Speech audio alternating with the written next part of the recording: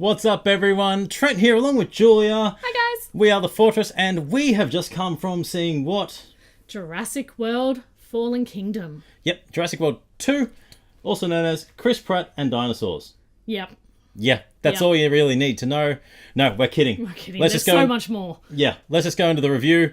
Welcome to the Fortress. Dun, dun, dun, dun, dun, dun, dun, dun, dun. Da, da, da, da, da, da, da, da, da, da. Oh my god, this movie is mind-blowing. This is now my second favourite Jurassic World movie. I am just, for the whole thing, I'm sitting there going, this is my favourite movie. It's great. You know it's mind-blowing. You just literally stole my thunder. I know, it's great. You never do that. Don't do that. Don't do that again. Okay. Yeah, as she said, this is because it's sacrilege to say that this is on par with the first one because it's entirely different. It's wholeheartedly different. I really enjoyed it. I know there's been a lot of controversy from some of the earlier reviews that I've seen where people say that the tonal shift that happens halfway through the movie is quite divisive. Some fans will like it, others won't. I think we are on the spectrum that love it. I love it. Yeah. I absolutely love that tonal shift. Yeah. So warning, we will probably talk about spoilers, especially with the themes. Minor spoilers. Nothing too bad. But yeah, that tonal shift in the movie, I think sets it up really nicely. And it's giving homage to the originals, but it makes it stand alone. Yeah, that's exactly right. So for those who are unfamiliar, the premise of the movie, they go back to Isla Nebula, or they mispronounce it. Well, they pronounce it differently about seven different times. Anyway, they go back to the island. It's undergoing a volcanic eruption, essentially, and the government's not stepping in for the sense of not endangered species. It's an act of God. Let them all die. So we look back to the original founders of Jurassic World coming in, going, "No, we've got a sanctuary for them. We'll come in and look after them."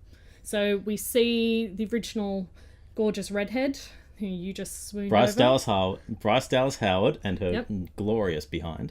And Pratt heading into the island to rescue the dinosaurs and find Blue.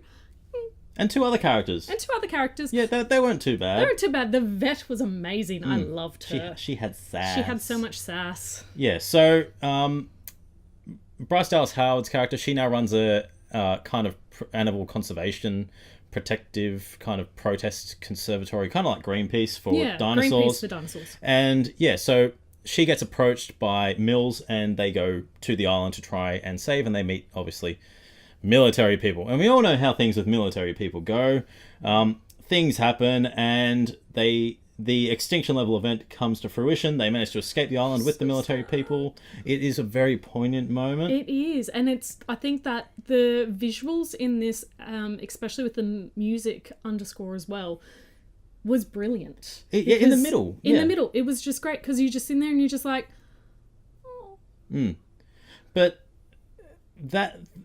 anything with animals gets me. Yeah. Anything with animals is going to bring tears to my eyes. Humans, they can piss off and cark it for all I care. But animals, even extinct and non-existent animals, I'll shed a tear over it. And I certainly did. It was a very very sad scene in brontosauruses. I love brontosauruses. Yeah.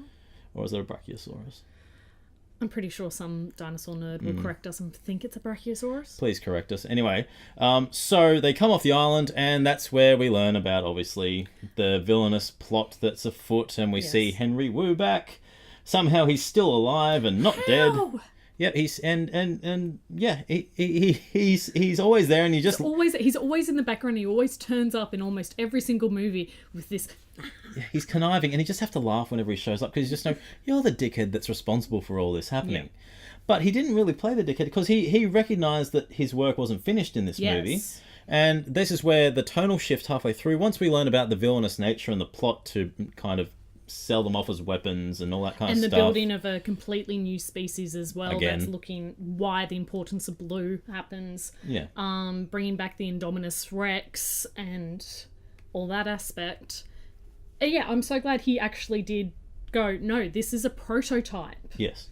But before we go on to the second half of the movie, the first half of the movie, lots of action, lots of kind of thrills and suspense. Yes. It had that very familiar Jurassic Park feel to it. It was very similar to The Lost World, the start of that, before they went to the city. But obviously there's different plot points that have come in to make it different. You get some really awesome set pieces, some beautiful CGI work, especially when the volcano's erupting. Yeah, that was stunning. What was your favorite scene in the first half of the movie? Ooh, I'd probably say my favourite scene would be the T-Rex pinning the other dinosaur down that's in the trailer, and that scream, because when you see the context of that and the build-up to that scene, you just like, yes, Tyrannosaurus Rex, now run. For God's sakes, run. Tyrannosaurus Rex, it's Rexy. Rexy. And also that build-up with Blue as well, when Pratt's character first sees him again, after the 5 years or 3 years that it's been off the island, and that, especially working with animals as well, I know how much rapport is needed and how much, like, you really hope that stays, especially with a dangerous and exotic animal as well. So seeing that moment, I was like, oh. Yeah. Let's not get too zoological.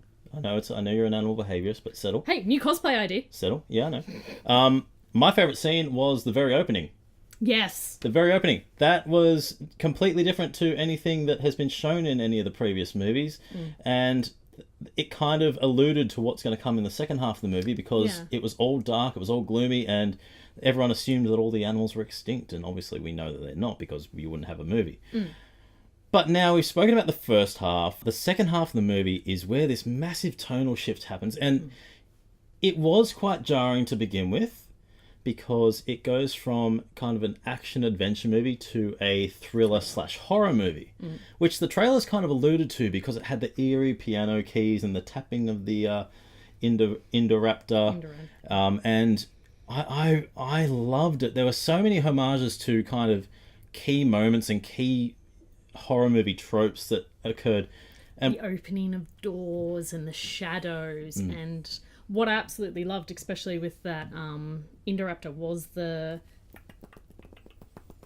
like, and that was just a really great throwback to that first movie, and simple suspense. Yes, it was simple suspense. There were a lot of homages to the first movie. There was, you'd be able to pinpoint in particular where the Indoraptors circling the prey, kind of like the raptors were in the kitchen. But it takes a completely different approach. Obviously, the Indoraptor has more abilities and more senses that it kind of tricks people, and it's really interesting how it works. Yeah. But when I thought about who made the movie, Universal Pictures, a lot of the visuals in that horror element, I thought, okay, there's Frankenstein, there's the creature from Black Lagoon, all these visual tropes like Dracula and all the Mummy, all these visual tropes that occur in those movies, I started to notice. And I'm like, they're all Universal monsters. Yes. So, well, I guess I've really enjoyed it. I guess, especially with the dinosaur and that T-Rex, it's become a Universal monster now. It's, you have your Dracula, your Frankenstein's monster, you have dinosaurs. Yeah. And if they wanted to build the Universal monster world, have dinosaurs roaming around, which Jurassic World now takes an entirely new meaning at the end. That ending, the ending is not neat. This movie is not clean or crisp or wrapped up nicely, and I loved it. Yeah, I loved that open-ended ofness and the, well, what now? Yeah, what happens to, especially us as humans? What happens now? Yeah. We have opened this box, and they'll definitely Pandora's box. They were referencing the Pandora's box quite, like. Well, Ian Malcolm was doing the voiceover when that was happening. You could see all these visual things going on with the dinosaurs. Yeah. So. Yeah. What happens next? Yeah, exactly. But ultimately, I really enjoyed the movie. The plot left a lot to be desired, and some acting did as well. Some acting did as well. There were moments where you're just sitting there and you were like, all right, when's the dinosaur back on screen? Yeah, it was very. The plot was nonsensical. They had to try and do something different, and also follow on from the first movie, which is militarize dinosaurs. One thing that I was quite happy they didn't focus too much on was forcing a love story. No, there was no forced love story. There was the love story there. There was the assumed love story that's happened in the time difference between the movies, with a little bit of banter of, you left me? No, that's not how this happened. But it wasn't like they had a rapport. You knew they were close. It wasn't a Yeah. yeah. There was a lot of throwaway actors, but they're going to be cannon fodder for dinosaurs anyway, so it doesn't really matter. Toby Jones, he was a one-dimensional villain as the auctioneer. It was kind of just reminded me of these First Avenger. First Avenger. Yeah, except this time with a terrible English accent, I think it was. Oh, I don't know what it was, but it was just horrid. It was terrible. But ultimately I really enjoyed it, aside from a weak plot, but it's a dinosaur movie. It's a dinosaur movie, hands down, from coming out of especially something like one of the movies that we expected more from was like Pacific Rim, where we're like, come on, robo-alien fights, and you got nothing, to this dinosaurs, perfect amount. Yeah, and there was good social commentary. It was obviously talking about the implications of genetic engineering and all that kind of stuff. There's a big revelation involving the family members and all this kind of thing, which was interesting, but it didn't get explored. It didn't get explored, but it led to the ending nicely. Yeah.